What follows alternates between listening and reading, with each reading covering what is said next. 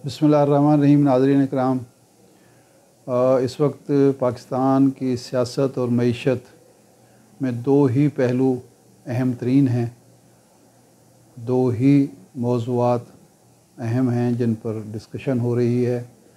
Number one पे तो ज़ाहिर बात है पाकिस्तान की बिगड़ती हुई माशी सूरत हाल है, और हम अगर किसी की मेहरबानी से डिफ़ॉल्ट ना भी करें और अल्लाह करे ना करें तो भी जो मईशत की हालत है उसकी वजह से बेरोज़गारी रोज़ बरोज़ बढ़ रही है, महंगाई बढ़ रही है, महंगाई की वजह से सियासी बेचैनी बढ़ रही है। सियासी बेचैनी बढ़ने की वजह से निज़ाम को ख़तरा है और लोग अपने मुस्तक़बिल से मायूस हैं, जिसके नतीजे में बैरून मुल्क जो पहले कैपिटल फ़्लाइट होती थी, पैसा जा रहा होता था, अब यहाँ के नौजवान भाग रहे हैं बड़ी तादाद में मुस्तक़बिल से मायूस होकर, जिसको जहाँ मौका मिल रहा है।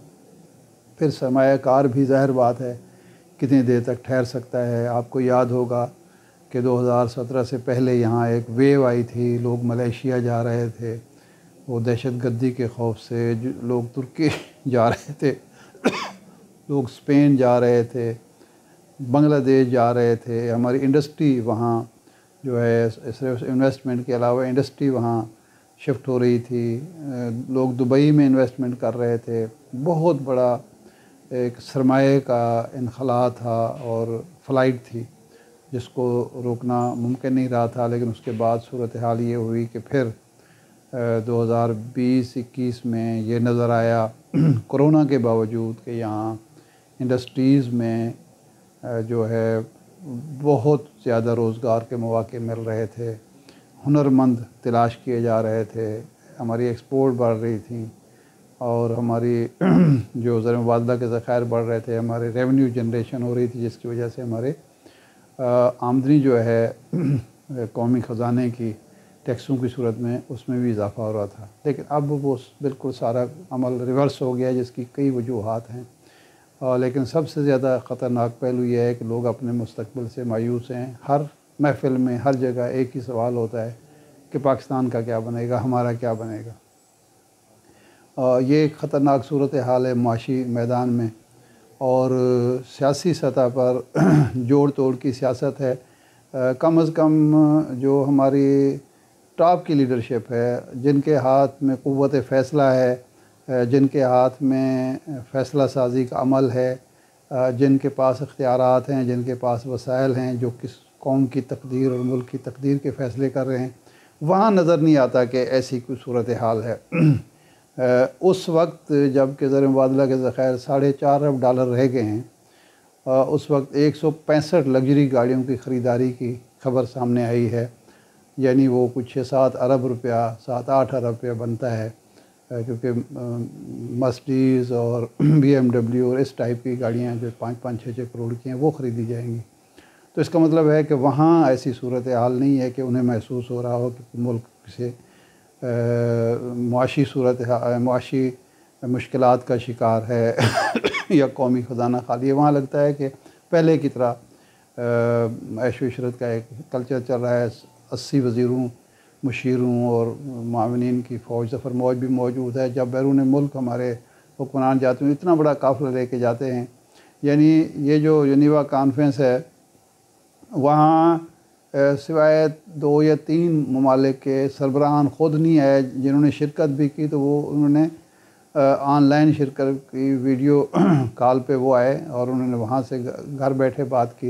लेकिन हमारा एक अच्छा खासा बड़ा काफ़िला वहाँ गया, और इस पर हम फ़ख्र कर रहे हैं कि हमें 10 अरब के वादे हुए हैं, $10 अरब के वादे हुए हैं। $10 अरब के वादों में से कम बेश 7 अरब 70 करोड़ जो हैं वो वर्ल्ड बैंक है, इस्लामी तरक्याती बैंक है, एशियाई तरक्याती बैंक है और इस्लामी इंफ्रास्ट्रक्चर इन्वेस्टमेंट बैंक है। और ये बैंकों के कर्ज़े हैं जिनमें से कुछ 3 साल में मिलेंगे, कुछ 5 साल में मिलेंगे, कुछ 7 साल में मिलेंगे। बाकी इमदाद जो है तकरीबन 2 सवा 2 अरब डॉलर की है, लेकिन वो भी काफ़ी है اگر وہ وقت پر مل جائے ہمیں اور کچھ رقم آ جائے تو اس سے دو فوائد ہوں گے. ایک تو یہ ہوگا کہ IMF کا ہم پر جو دباؤ ہے کہ زر مبادلے کا ذخائر بڑھاؤ وہ ہم پہ کم ہو جائے گا اور ڈیفالٹ کا فوری خطرہ بھی ٹل جائے گا.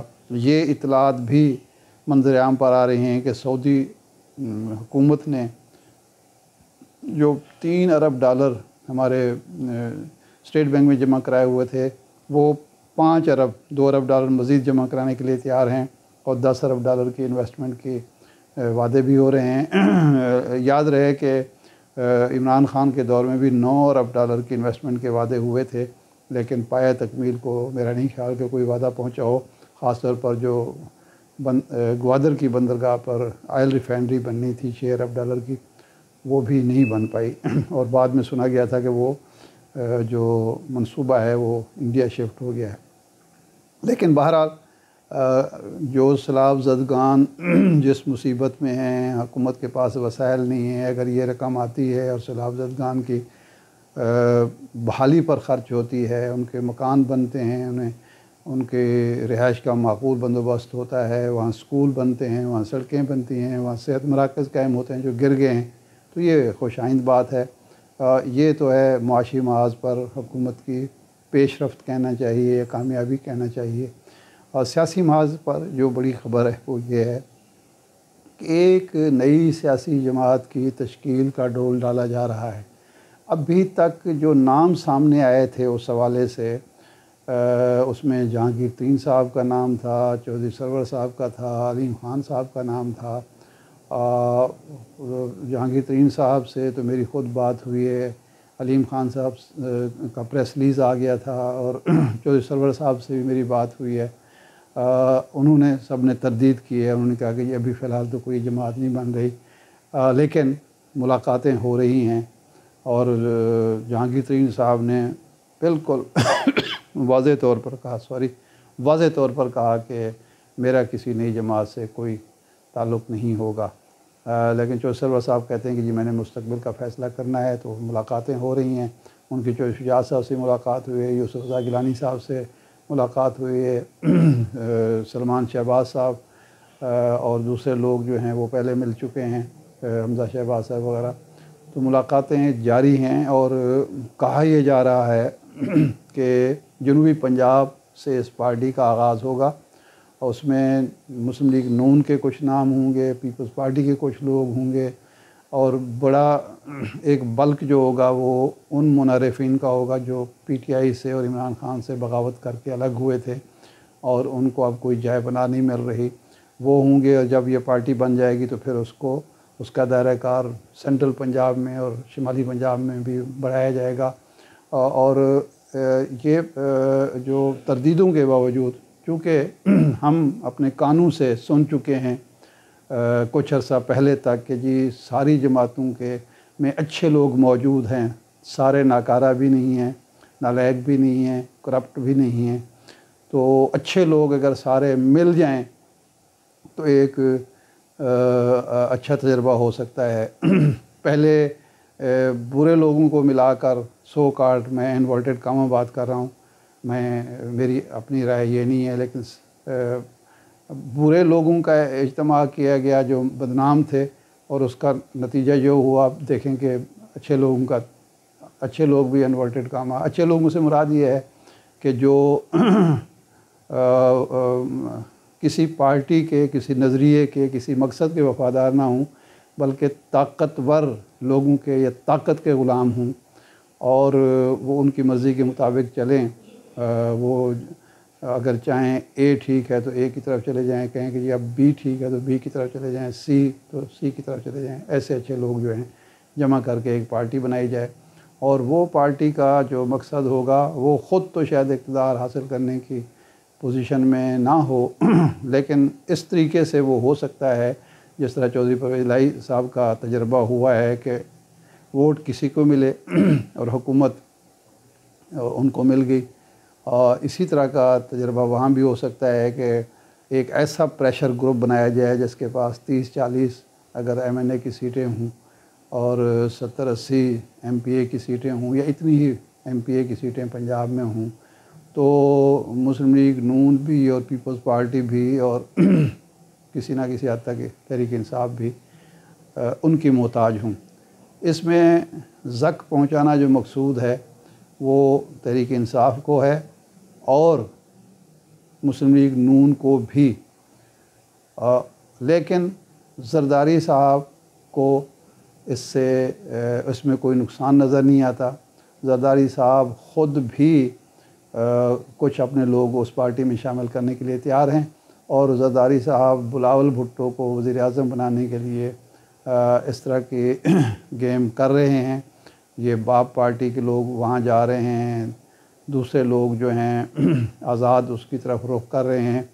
تو اس کے پیچھے زرداری صاحب نے جس طرح ایک ان کو منصوبہ ملا تھا یا ٹھیکہ ملا تھا کہنا چاہیے بلوچستان حکومت گرانے کا، یا سینٹ میں صادق سنجرانی صاحب کو چیئرمین سینٹ بنانے کا، یا گیلانی صاحب کو کامیاب کرنے کا، اور اس کی بنیاد پر پھر جو رجیم چینج کا سارا عمل ہوا وہ زرداری صاحب کی کامیابی تھی، ورنہ مسلم لیگ نون اور مولانا فضل الرحمان تو بالکل تیار نہیں تھے عدم اعتماد کے لیے، لیکن یہ زرداری صاحب تھے جنہوں نے گیلانی کو کامیاب کرنے کے بعد ایک راستہ دکھایا کہ ایسے ہو سکتا ہے، تو جو میں کہہ رہا ہوں حکومت کی تبدیلی کا ویسا بھی ممکن ہے، اور وہ پھر ممکن ہو گیا۔ تو یہ پارٹی جو بنے گی اگر بنتی ہے تو وہ زرداری صاحب کے ساتھ الحاق کرے گی، اور پھر پنجاب اس کے پاس ہوگا، سندھ بدستور پیپلز پارٹی کے پاس ہوگا، اور پنجاب اس کے پاس اس طرح سے ہوگا کہ نون لیگ نے اگر مشکلات کھڑی نہ کی تو اس میں حصہ دار ہوگی، اور مرکز جو ہے پھر زرداری صاحب اور اس پارٹی کے ساتھ مل جل کر مرکز میں حکومت بنائی جائے گی۔ اس میں رکاوٹیں 2-3 ہیں۔ ایک تو یہ ہے کہ کہا یہ جاتا ہے، دعویٰ یہ کیا جاتا ہے کہ جب تک جہانگیر ترین صاحب کی نااہلی ختم نہیں ہوتی وہ کوئی بھرپور فعال کردار ادا نہیں کر سکتے، وہ اس کے لیے تیار بھی نہیں ہیں۔ ملاقاتیں ان کے ساتھ ہو رہی ہیں، ان کو دعوتیں مل رہی ہیں مختلف پارٹیوں کی طرف سے، لیکن نئی پارٹی کے حوالے سے وہ کہا یہ جاتا ہے کہ ان کی شرط ہے کہ پہلے میری نااہلی ختم کریں پھر میں کوئی فعال کردار ادا کرنے کے لیے آگے بڑھوں گا۔ دوسری رکاوٹ میاں نواز شریف صاحب ہیں۔ میاں نواز شریف صاحب ابھی تک اسٹیبلشمنٹ کے کردار سے مطمئن نہیں ہیں۔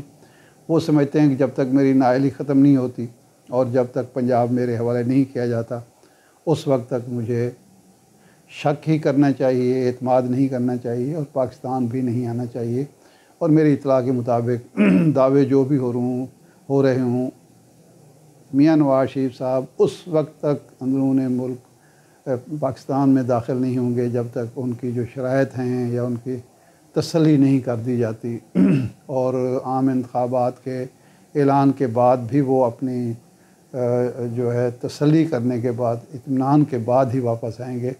وہ صرف شہباز شریف صاحب کے کہنے پر یا پارٹی کہنے پر وطن واپس نہیں آئیں گے، اور یہی معاملہ غالباً مریم نواز صاحبہ کا بھی ہے۔ یہ دوسری رکاوٹ ہے کہ مسلم لیگ نون کیا اس کو اپنے خلاف سازش سمجھے گی، یعنی عمران خان اور تحریک انصاف کے خلاف تو یہ ہے ہی، کیا یہ نون لیگ کے خلاف بھی تو نہیں ہے؟ یہ دوسری رکاوٹ ہے۔ اور تیسری بڑی رکاوٹ جو ہے وہ یہ ہے جو ہمیشہ رہی ہے کہ عوام کا رد عمل کیا ہوگا، کیا عوام جو ہے اس پارٹی کو قبول کریں گے؟ کیونکہ ماضی میں جتنے بھی ایسے تجربے ہوئے ہیں وہ سارے کے سارے ناکام ہوئے ہیں، اسلامک فرنٹ کی صورت میں، جنیجو لیگ کی صورت میں، چٹھا لیگ کی صورت میں، اس کے علاوہ کئی تجربات ہیں۔ مولانا کوثر پروگریسو پیپلز پارٹی بنی، ناکام ہو گئی۔ نیشنل پارٹی جو توئی صاحب نے بنائی، سارے بڑے نام جو ہے اس میں جمع کر دیے، لیکن پارٹی ناکام ہو گئی۔ اور بھی کئی تجربات ہیں۔ تو کیا یہ اسی طرح کا تجربہ ہوگا؟ پاکستان بننے کے بعد 2 ہی پارٹیاں وجود میں آئی ہیں، ایک پیپلز پارٹی اور تحریک انصاف، 2 پارٹیاں۔ اس سے پہلے جو اقتدار کا کھیل رہا ہے وہ مسلم لیگ نام کی جو ایک پارٹی تھی قائد اعظم سے منسوب اور تحریک پاکستان سے، اس میں ہی رد و بدل ہوتا رہا، لیڈرشپ تبدیل ہوتی رہی، اس کو سہارا ملتا رہا، اسٹیبلشمنٹ کا کندھا ملتا رہا، اور وہ کامیاب ہوتی رہی۔ نواز شریف صاحب نے उस पर मेहनत की, और वो भी मुस्लिम लीग नून जब बनी तो वो नवाज शरीफ साहब के नाम पर वो बरूए कार आई, वरना मुस्लिम लीग काफ हो, कायद आज़म जिसका हो, एक दफ़ा तो ऐसे लगता था कि ये अगले 20 साल तक यही जमात इक़्तिदार में रहेगी, लेकिन जो ही जनाब परवेज़ मुशर्रफ का साया से महरूम हुई, वो तितर बितर हो गई। ये ताज़ा तरीन तजर्बा तो उसी का हुआ है। तो इसलिए क्या अवाम ऐसी पार्टी को कबूल करेंगे, और सियासी क़ुव्वतें, हकीकी सियासी क़ुव्वतें हैं, जमहूरी क़ुव्वतें हैं, और अवाम में असर रसूख रखने वाली जमातें जो हैं वो इसको कबूल करेंगी? ये एक बड़ा सवाल है। देखते हैं कि ये पार्टी वजूद में ही आती है, या ये बेरोज़गार सियासतदानों का मशगला जन्म लेने से पहले ही ख़त्म हो जाता है, नाकाम हो जाता है। ऐसा भी इम्कान मौजूद है। देखते हैं, अभी हालात का रुख अख्तियार करते हैं। लेकिन मईशत सबसे बड़ा मसला है पाकिस्तान के लिए, और पाकिस्तान की चूलें हिला दी हैं। कमज़ोर मईशत ने, हालात की ख़राबी ने, बेचैनी ने, इज़्तिराब ने, बेयकीनी ने, और सियासी और माशी अदम इस्तेहकाम ने। इसकी किसी को फ़िक्र नहीं है। अगर होती तो ये ना गाड़ियाँ ख़रीदी जा रही होती, ना सैर सपाटे हो रहे होते, ना ये इक़्तिदार का खेल जो है पंजाब में जो खेला जा रहा है, मरकज़ में खेला जा रहा है, ना खेला जा रहा होता। किसी को फ़िक्र होती तो कोई ना कोई सोच विचार करके बैठकर मसाइल हल कर रहा होता। अभी तक ऐसी कोई तवक्को नहीं।